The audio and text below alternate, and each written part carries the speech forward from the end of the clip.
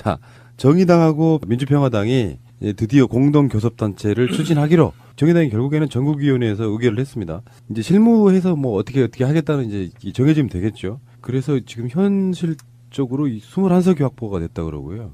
민주당한테는 사실 좋은 점이 더 많은 상황인 거죠. 아무래도 밤이당 하나 있는 것보다는 근데 원내교섭을 할 때는 그 상대가 적은 게 대화할 여당 때는 입장에서는 그럴 수 있다. 여당에선 그런데 아무래도 이제 밤이당하고 자유한국당은 초록은 동색이지만 이번에 민평당과 그 정의당의 원내교섭단체의 원내대표가 어느 분이 되냐에 따라서 전선이 2.5 대 1.5로 될 수 있지 않을까요? 플러스 마이너스 다 있는데 원내 협상이 복잡해지는 측면도 있고 비교적 그래도 이렇게 공동 보조를 할 수 있는 것이 반반이 돼서 또 좋은 점도 있고 그런데 어쨌거나 현실적으로 정의당과 평화당에 속해 있는 분들이 저쪽으로 가거나 또 아니면은 지금 더불어민주당으로 직접 바로 뭐 이렇게 함께 결합하는 것이 어려운 상황에서는 그분들이 어차피 존재하는 것인데 일정하게는 억지력으로 작용하게 된다는 점에서는 큰 틀에서 보면은 뭐 크게 나쁠 건 없는 것 같습니다. 정의와 평화와 정의 이분들이 사실상은 24석 정도 가진 거거든요. 지금 바른미래당에 지금 그 3명, 세 명 포함하면은 있으니까요. 네. 그 정도면 힘을 좀 일단 갖는다고 보고 저쪽이 27석밖에 안 되는 거예요. 사실상 바른미래당에. 그 밤이당에 소속되어 있는 국회의원 한 분이 네. 민주평화당의 대변인으로 임명. 그건 진짜 거매지긴 해요. 진짜 너무 심하죠. 근데 뭐 그 정도로 저는 대변인도 있고 연구원장도 아닌가? 맞아요. 그렇죠. 예. 출당 시키겠네, 거다. 아니 보면서 스트레스 받는 것보다는 그냥 내보내 주면 되는 거지. 출당시키겠어요. 예. 근데 정의와 평화 이 모임은 이중대란 소리 듣기 싫고 그래서 지금 이번 개헌 문제만큼은 또 문재인 대통령 정부에 하지 말고 국회에서 하자고 지금 던지지 말라고 이렇게 일단 참 그 정치인들 신기해요. 아니 대통령의 고유 권한을 왜 막고 나섭니까? 헌법 정신에 아니, 있는 걸. 그러니까 이중대란 소리 듣기 싫으니까 하는 아유, 제스처처럼 보이거든요. 무슨 이중대 삼중대가 그렇게 아니 중요하다고. 대통령 지지율이 좀 묻어가면 훨씬 더 좋잖아. 아니 그러니까 그것도 있지만 헌법 정신을 왜 스스로 훼손합니까? 헌법에 대통령이 제한 발의권이 있는데 왜 그걸 못하게 해요? 예. 그러고 정치권이 그 나름대로 국민들의 신망을 받고 있다면 그런 소리가 국민들로 박수 받지만 지금은 대통령의 신뢰도가 훨씬 높은데. 그런데요. 지금 이제 사당 체제가 됐다 그러는데 저는 사당 체제가 오래 못 갈 거라고 보는 게 바른미래당이에요, 지금 이거. 바른미래당은 사실 컨벤셔널 거도 없고 지지율은 더 떨어지고 7%. 예. 욕은 욕대로 먹었는데 후보도 못 내고. 그래서 결국에 나오는 이야기가 유승민 경기도지사 그리고 안철수 서울시장 출마설이 또 뜨고 있는 거 아닙니까? 두 사람이 나가지 않으면 분위기상 완전히 전멸할 가능성이 높은 상황이잖아요. 제가 그래서 얼마 전에 논평을 냈더니 뜻하지 않게 남경필 지사가 부르르 떨면서 예의를 갖추라고 이렇게 하던데 혹시 보셨어요? 그러셨어요? 그게 뭐냐면은요. 이석연 전 법제처장을 자유한국당이 후보로 낸다고 전략공천을 한다고 그래서 제가 이석연 전 법제처장은 올드보이다. 그다음에 바른미래당의 후보를 돕기 위해서 사실상 선거연대 아니냐라는 의혹이 있다 그랬더니 그러면은 선거연대 아니다 이러면 되잖아요. 그리고 이제 이석연 법제처장이 문재인 대통령이 뭐 선출될 때 문제가 있는 방식이었기 때문에 임기를 단축해야 된다.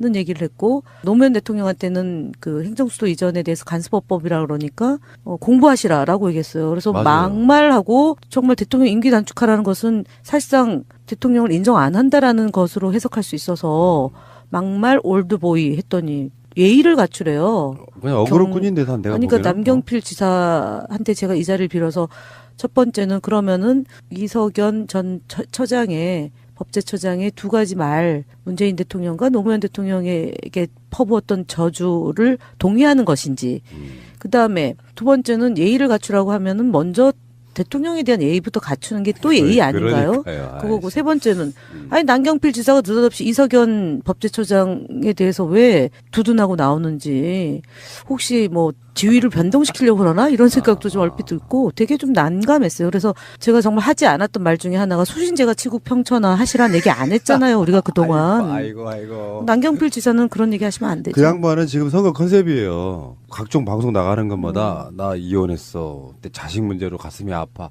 그게 선거의 전략이더라고요. 아니 근데 그게 컨셉이라고 하지만 국민들이 볼 때는 거의 이제 막다른 골목에 가고 있다 이렇게 보죠. 아까 좀 전에 나왔던 그 박종희 씨가 했던 말이 있어요. 남경 필로는 자유한국당 지지율보다 안 나오니까 내가 돼야 된다고 그러면서 이제 사적인 그 개인 뭐 개인사 이런 것들이 얘기를 하더라고요. 어쨌든 바른 미래당 같은 경우는 안철수가 이렇게 고집을 피워서 여기까지 사실 온 거고 이 상황에서 자기들의 전략이랄까 지금까지 공약 비슷한 건 지방선거에서 제2등의 당으로 올라서서 그 힘으로 사실은 보수의 대표 주자가 되겠다 이건데 이 상태로라고 하면 당을 만드는 의미도 없이 그냥 흐지부지 될 가능성이 전혀 있죠. 없죠. 네.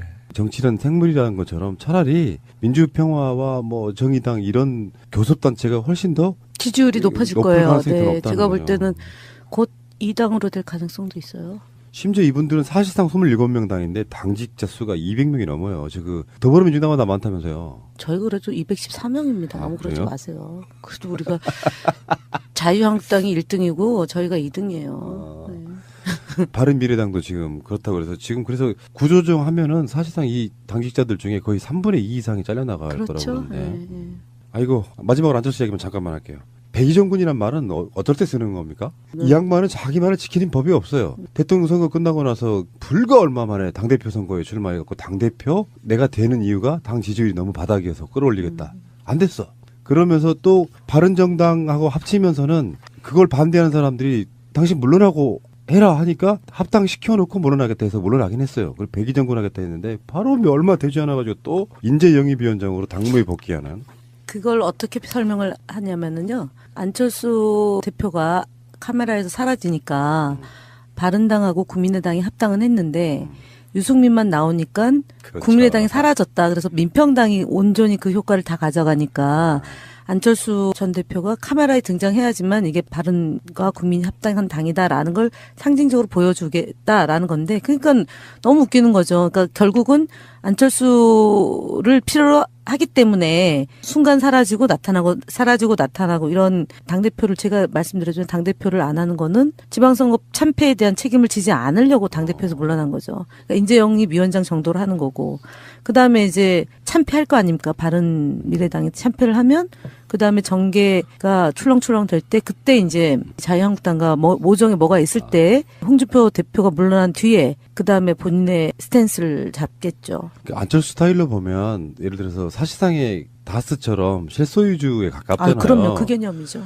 근데 지금 최고위원회의나 이런 당무회의 같은데 이제 이 양반이 인재영입위원장으로 딱 앉아 있는 상태가 되면 안철수의 아바타인 박주선 같은 경우에 무기회가 좀 더 쏠리는 측면도 있을 것 같고 그러면서 모양새도 좀 이상하고 그러다가 인재영입위원장인데 사실상은 서울시장 그 당내에서는 유력한 후보가 돼버리고 뭔가 굉장히 복잡하게 꼬이는데 이런 걸 이름하여 정신승리라고 하거든요. 계속 잘 될 거야 하는데 잘 될 가능성은 없어 보이니 왜 정당이라는 게 그런 거잖아요. 의석 하나도 없어도 다음 선거 때 의석이 막 생길 것이 예상되는 분위기는 좋은데 이게 선거를 치를 때마다 쪼그라드는 분위기면 이게 언제부턴가는 나중에 가장 안철수를 따랐던 국회의원들에 의해서 안철수는 끌어내릴 가능성이 높아 보여요. 책임론 때문에. 그 폭풍 전야 아닙니까? 근데 안철수 대표가 걸었던 길을 보면 처음부터 뭐 어느 시기까지는 그냥 아쉽게 생략하고 새정치연합에서 안철수, 김한길 이렇게 있다가 결국 그것이 이제 깨지고 나가서 또 뭐였죠? 안철수 천정배였나요? 어떻게 되냐? 누구누구 공동대표였죠? 안철수 천정배였죠. 천정배였다가 국민의당. 그 다음에는 누구였죠? 하여간 그런 식의 계속 했는데 박지원. 하여간 그게 이제 계속 깨지고 바꾸고 깨지고 바뀌고 그러잖아요. 이제 지금은 이제 안철수, 유승민이었다가 다시 이제 뒤로 빠진 것인데 뭐 우리가 누차 얘기했지만 궁극적으로는 그런 과정을 거쳐서 우회전 하다가 이제 우로 가다가 다시 다음번 대통령 선거에 후보로 나와서는 그 길을 하나를 위해서 가고 있는 건데 결론적으로는 저는 이제 그렇게 상당히 의미 있는 후보로 대선 후보로 링에 오르는 것은 전 끝났다고 봅니다. 자, 안철수 씨는 지금도 정신승리하고 있을 거예요. 뭐라고 하느냐면 나이가 젊어서 끝났다고 좀. 아니 의미 있는 후보로 오르는 거죠. 그러니까 이게 본인이 깨닫는 순간이 오면 정치 은퇴거든요. 사실은. 아, 그런가요? 제가 봤을 때 안철수 씨의 정신 승리는 뭐냐면 이렇게 생각하고 있을 거라는 거죠. 새정치라는 게 참 힘들구나. 쉽게 풀리지 않는구나. 하지만 나는 이걸 이겨내고 새정치의 최고봉에 오른다. 이런 식의 계속 정신 승리할 건데 벤치마킹을 아마 YS로부터 찾을 겁니다. 본인만 모르는 새정치의 현실인 것 같습니다. 알면 알수록 어렵고요. 힘드네요, 보니까. 아, 정치 안 하기를 얼마나 잘했구나. 아, 정치인들 옆에서 이렇게 약 올리는 재미로 사는 게 아니, 훨씬 좋은 전혀 거구나. 약 안 올라요. 두 분이야 뭐 이제 우리 내 편이라 약을 못 올리는데 방송 멀리 듣는 분들 입장에서는 얼마나 약 오르시겠어요. 저쪽 사람들이 안 들을 거란 보장이 없잖아요. 예를 들어서 박지원 의원에 대한 이야기를 우리가 제목으로 달면 그분들 꼭 들으세요. 방송 듣고 하는 얘기 같은 것들이 보여지는데 뭐 알겠습니다. 그러면 안철수 대표에 대한 기대는 여전히 있나요? 누가요? 반대편에서? 누가? 아니 그 반대편에서 우리 반대편에서 설마 그렇지는 않죠. 눈치 보고 있겠죠. 근데 이 정도 되면 이미 뛰어내릴 준비하고 있다고 저는 봅니다. 내부적으로는. 지방선거 때 봤더니 아니 광역은 아니더라도 뭐 특정 지역 같은 데서 뭐 하다못해 시의원, 구의원이라도 좀 되는 게 있었는데 그것도 없다 그러면 거의 뭐 완전 당 쪼개지는 거라고 봐야겠죠.